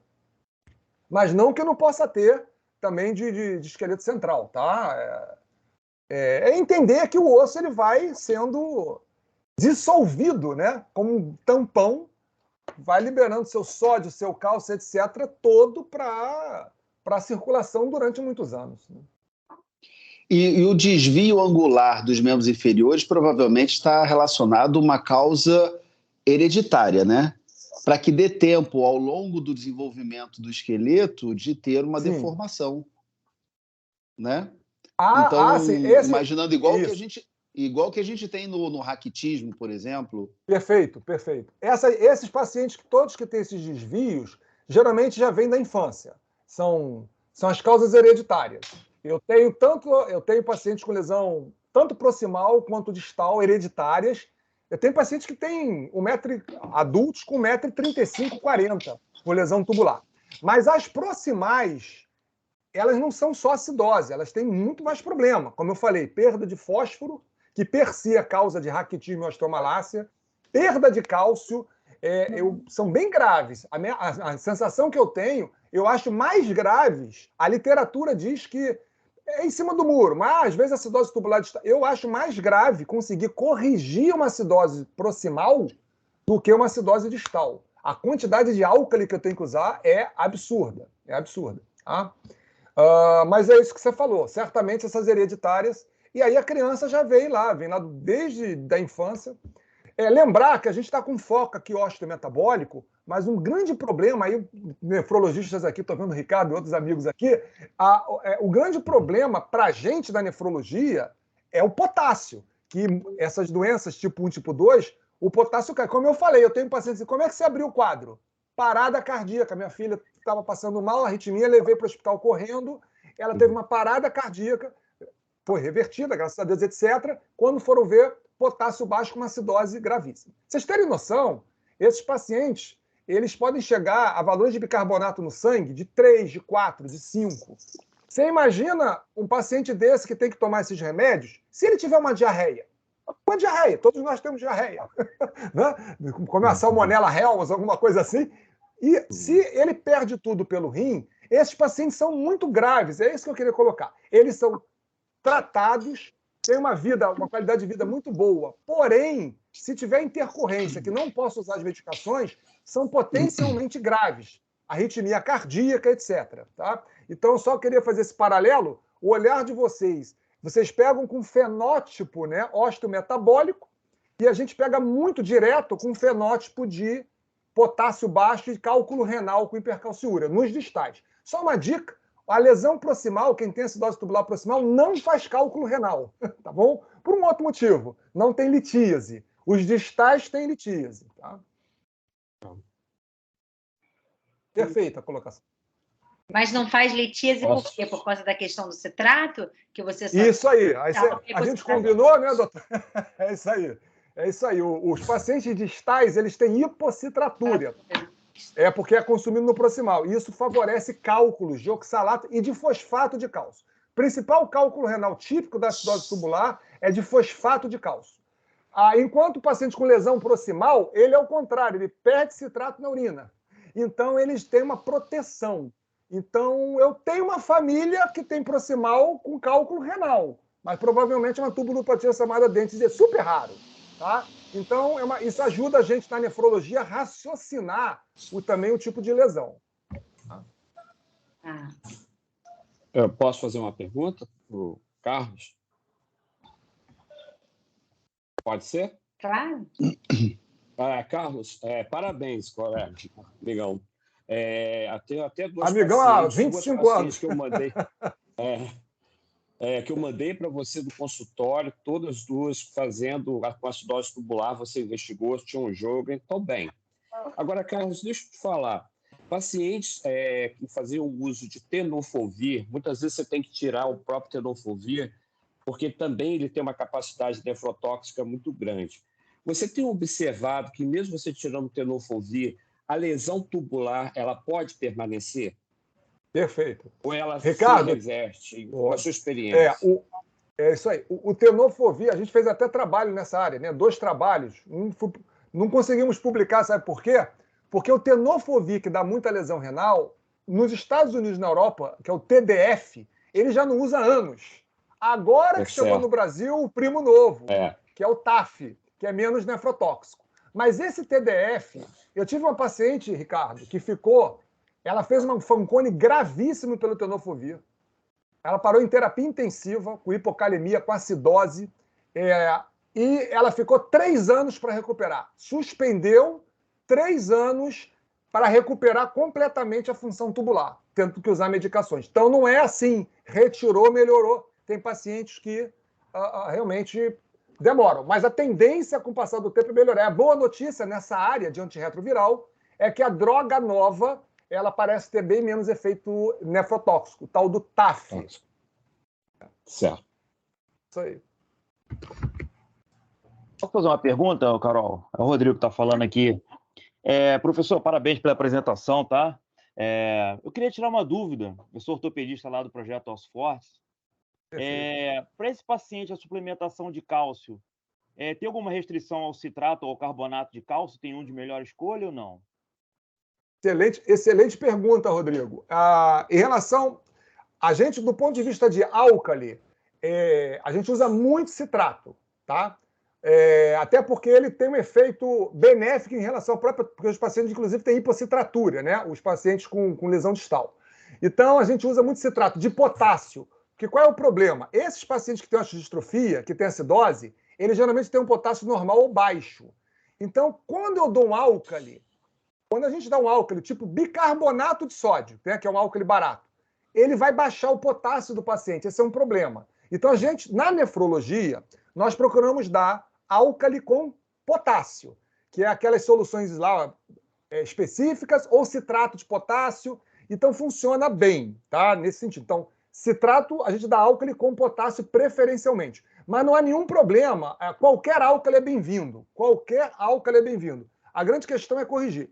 Já tem trabalhos, aí saindo um pouquinho da acidose tubular, mas olha que interessante, aí, em próprios pacientes que têm osteoporose, osteopenia, de que não consegue se identificar muito bem a causa, e pacientes já com fratura espontânea, já tem publicação nesse sentido, que, às vezes, mesmo você ter uma acidose sistêmica, aí tem trabalhos que mostrando que dando citrato para esses pacientes existe uma melhora da formação óssea. Porque parece que a acidose lá no osteoclástico, aquela coisa que eu mostrei, aqueles slides iniciais, eu tenho ativação já osteoclástica, inibição osteoblástica, e essas drogas são benéficas. Então, tentando te responder, é isso. Qualquer álcali para tratar é bem-vindo, só a gente só tem que tomar um cuidado com o potássio na área nefrológica para não cair, tá? Mas todos eles são bem-vindos. O citrato de cálcio também, estatisticamente, tem menor formação de cálculo renal comparado ao carbonato. O citrato desses pacientes. O ruim para cálculo também... perfeito. O Paranhos, o ruim para cálculo renal é sódio.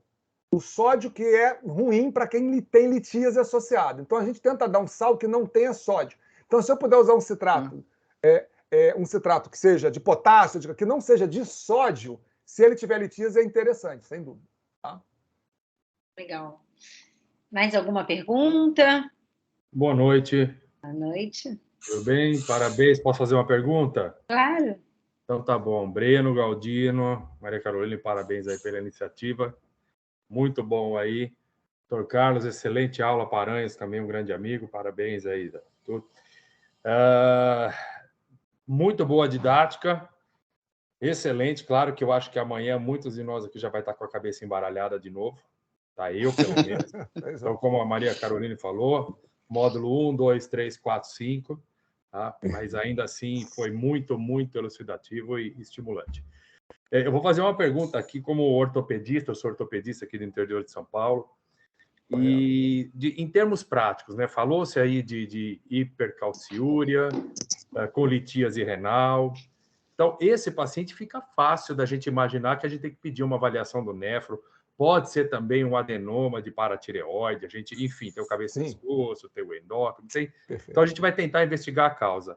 Mas o que a gente vê realmente bastante é a hipercalciúria sem história de litíase renal. Pelo menos a experiência que eu tenho, que a gente vê a maioria de quando a gente vê, tá? Não são poucos, é aquela hipercalciúria, mas sem litíase renal. A gente vai ver também um PTH, tá normal ali.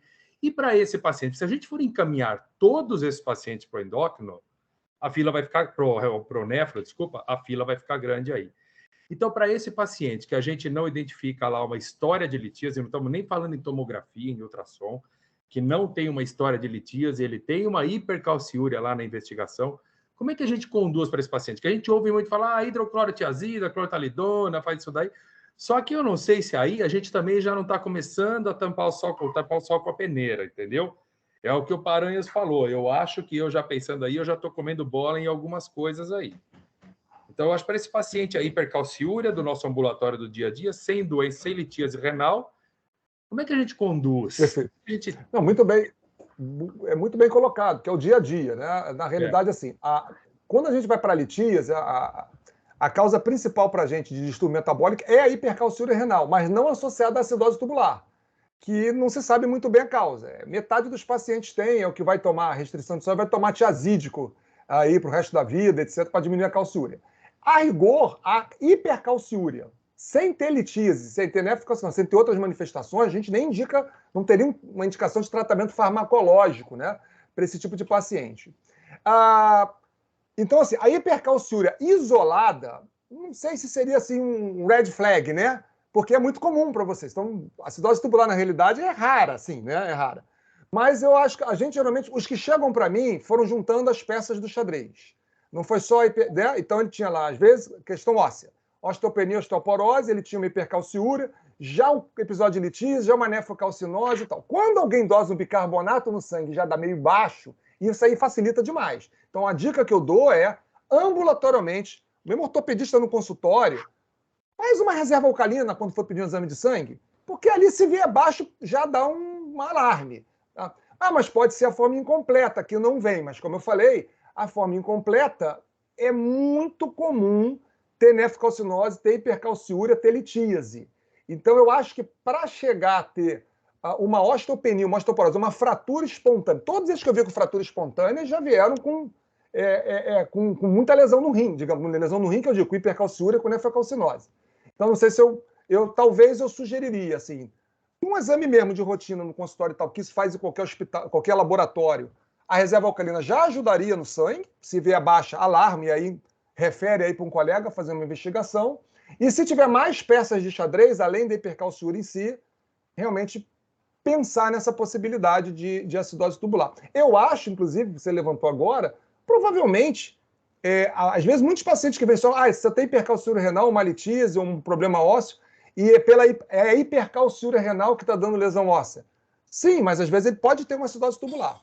E aí mereceria realmente fazer o teste. Não sei se mais ou menos ajudei, mas eu acho que já incluindo uma reserva alcalina aí, no dia a dia, pelo menos um exame, já ajudaria de um lado, e com mais peças, aí sim valeria a pena uma referência, um encaminhamento.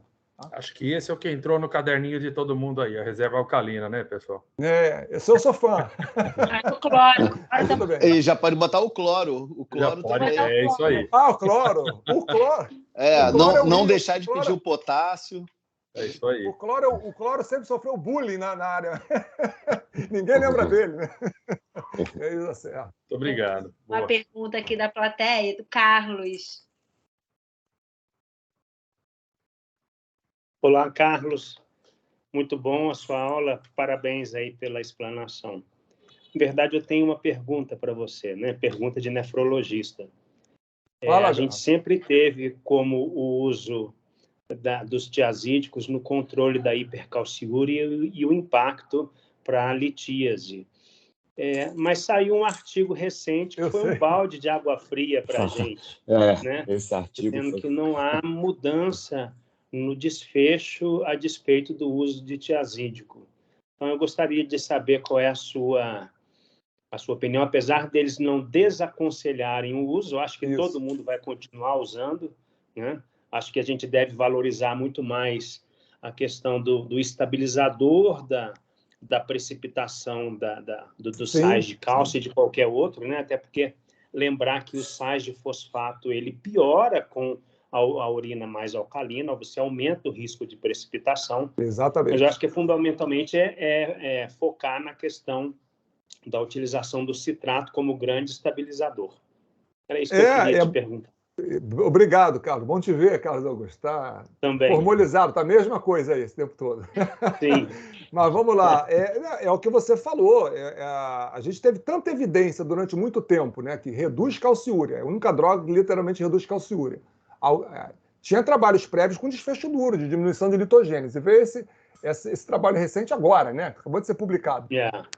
Em que, na realidade, não teve um impacto, mas, assim, na prática, eu não mudei minha conduta ainda não. Todos os meus doentes que usam tiazídico, o que eu faço, nessa população com litíase, eu tenho mudado o tipo de tiazídico. Basicamente, eu tenho feito, nos últimos anos, depois que saíram até trabalhos brasileiros, né? São Paulo, etc., que eu acho muito interessante usar indapamida, até pelos efeitos metabólicos. Não tenho usado menos hidrocloro e clortalidona.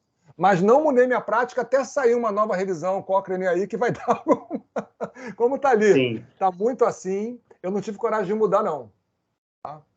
Eu acho que ninguém. Posso fazer um comentário? Aliás, tira essa dose tubular. Eu já peguei homem rígido, 50, 60 anos, assim, sem comorbidades praticamente, tomando já bifosfonato por osteoporose desde 50 e poucos anos. Aí apareceu um cálculo hipercalciúria. Eu dei tiazídico e acabou a osteoporose dele. Acabou a calciúria, acabou a osteoporose dele. Então, a gente tem uma... Estou dando um relato de caso, mas, com certeza, já vi isso também. Segurar esse cálcio é bom. Posso fazer um comentário? Obrigado. Posso participar? Obrigado. Posso fazer um comentário? Claro. Paranhos aqui, posso? Então, claro, Paranhos. A gente acaba fazendo um inquérito alimentar do paciente, vendo quanto que ele ingere de cálcio pela dieta, etc. E a gente tem um estudo Brazos, que mostra que a gente tem aqui no Brasil, na verdade, se a gente for ver mundialmente o mapa do cálcio, a gente tem, na população de modo geral, um consumo de metade das necessidades diárias, considerando aí o adulto. Num paciente que tem osteoporose, não vamos pensar especificamente em nefrocalcinose, não necessariamente uma nefrocalcinose, não necessariamente um paciente com acidose tubular, mas um paciente com um achado de uma hipercalciúria idiopática, por exemplo, tem pacientes que às vezes fazem perdas maciças de cálcio. Ingerindo pouco cálcio pela dieta, invariavelmente a gente acaba observando uma perda, primeiro, no osso cortical, o fêmur apresentando uma perda de massa óssea antes de apresentar uma perda que seria fisiológica no osso trabecular, que é da coluna. E, às vezes, esse paciente é de difícil controle, a gente vê, às vezes, o paciente sendo encaminhado e não foi percebido uma hipercalciúria, e o paciente está fazendo cálcio, está fazendo vitamina D, eventualmente um antirreabsortivo ósseo, seja bisfosfonato, o denosumab, e o paciente acaba não melhorando satisfatoriamente. Ao ponto que a gente identifica a hipercalciúria, eventualmente não. A gente entra com diurético tiazídico, faz uma restrição de sódio pela dieta, orienta fazer um salgante, né? Um sal desse que tem mais potássio, menos sódio, né? Entra com a hidroclorotiazida, faz um aporte de cálcio à base de citrato de cálcio. Olha, é um diferencial em termos de reversão de massa óssea. Entende? Perfeito. E esses pacientes acabam depletando um pouco mais, eu não sei explicar o porquê, mas a gente acaba, de certa forma, observando. Num paciente que tem perda de cálcio na urina, uma perda excessiva, o paciente acaba perdendo primeiro no osso cortical. A gente vê, às vezes, uma perda maior na região do fêmur, ao invés de ter a perda primária aí na região da coluna. Então, independente de proteger ou não contra a litise, a gente tem um alvo mais direcionado com relação a segurar o cálcio que deveria estar indo para o osso e não ser espolhado aí pela urina, principalmente no paciente que acaba ingerindo aquém das necessidades diárias. E a gente fica sempre entre a cruz e a espada, né? Que ao mesmo tempo a gente vai fornecer cálcio e tem medo de aumentar a calciúria também, então a gente meio que vai jogando com todos esses fatores aí para poder controlar esse paciente. Muito bom, excelente, Paranhos. E fica tranquilo, se tiver hipercalciúria renal, pode dar dieta normal em cálcio, que não tem problema. E se tiver hipovitaminose D, pode dar vitamina D também, que está liberado aí para litíase. Isso aí é o lado positivo. Muito bom. Acho que o professor Carlos quer falar. Ele está com a mão levantada. Ele tem o microfone. Está com o microfone desligado. Deixa eu ligar o microfone. Não quero não. Não quero não. Só postei os olhos. Então obrigado. Tá. Bom, não estou vendo mais alguém aqui pergunta. Assim, eu gostaria de agradecer imensamente. Assim, foi um prazer. Eu acho assim que foi um ganho imensurável, assim, realmente. Só que eu acho que um só não vai bastar. Já estou pensando aqui, já estou bolando outras formas da gente discutir esse assunto, ou através de casos clínicos. Já me vieram várias ideias aqui ao longo da sua aula, que eu vou tentar ao longo do ano. A ideia, depois desse assunto, a gente vai trabalhar mieloma múltiplo, vamos trabalhar hipercalciúria renal, vamos trabalhar a parte de osteostrofia renal. Eu acho que a gente tem que trabalhar muito, que são nossos pontos fracos. E eu acho isso extremamente importante. Então, aí vai seguir um leque. Eu gostaria, antes de finalizar, convidar a todos. O nome aqui, Rodrigo, você quer convidar as pessoas? O Rodrigo Galdino, do congresso que vai ter de osteometabolismo, agora no finalzinho de maio, 25 a 27 de maio. Galdino, quer falar? Está sem som. Liguei meu microfone. Agora, eu consigo compartilhar só a tela aqui, Carol? Acho que consegue. Eu acho que é só colocar compartilhar. É que eu fiquei com medo de baixar aqui. E assim, ó, já colocando uma crítica ao Congresso, que eu tenho certeza que será maravilhoso, mas eu acho que nós não temos aula de acidose tubular renal. Eu estou compartilhando minha tela, não, né? Não tá. Tá compartilhando. Já vai ficar para o próximo. Só convidar a todos, então, está aparecendo aí, né? O Congresso do Comitê de Osteometabolismo das BOT, que tem várias pessoas presentes aqui, o Paranhos, o Breno, o Savoy, o Portinho, que entrou também. Então, um congresso que vai ser em maio, tá? Esse congresso é feito por ortopedistas, mas é multidisciplinar, Está convidado endocrinologista, reumato, nefro, todo mundo que se interessa pela parte de metabolismo ósseo. E eu tenho os vouchers, isso é interessante, importante, de gratuidade para inscrição. Eu criei um e-mail para facilitar para mim, então é só mandar qualquer médico, qualquer especialidade, residente. Eu tenho alguns vouchers por um tempo limitado. Para esse e-mail que está aí, gratuidade sebom 2023@gmail.com, se eu errado aqui é .com.br, tá? É só mandar para mim o e-mail que eu mesmo vou responder e mandar essa gratuidade. Estão todos convidados, tá? Final de maio, lá no Sheraton, aqui no Rio de Janeiro, tá bom? É esse o recado que eu queria dar. Obrigada. Obrigado, Rodrigo. Vou encerrar aqui, então, para todos a reunião. E, assim, eu acho que foi extremamente produtivo. E eu acho que a gente só vai encher seu ambulatório lá, Carlos. Eu acho que a gente vai ter que criar um grupo que a gente vai resolver o problema. Tá, joia. Carol, deixa eu só corrigir, desculpa. É gratuidade, aquele que eu falei, né? É .com só, tá? Gratuidade sebom 2023@gmail.com. Tá? Qualquer pessoa que estiver interessada pode mandar mensagem para a Carol, que a Carol tem meu contato. Isso. A Carol passa meu contato direto e eu passo essa... sem o BR, é .com só no final, tá bom? Isso. Bom, então é isso. Assim, nossa próxima aula a gente vai postar daqui a pouquinho no Instagram qual vai ser nosso próximo tema. Então, aí vai ficar aí para os próximos dias a divulgação aí de qual será o próximo tema. Deixa eu, só rapidinho aqui. Como é que salva a pele dos ortopedistas aqui de São Paulo e da região?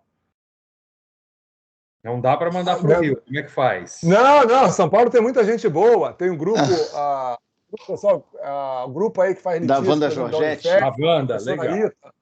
A Unifesp faz muita parte de tubulopatia, são craques. Tem muita gente boa espalhada. Também. Boa.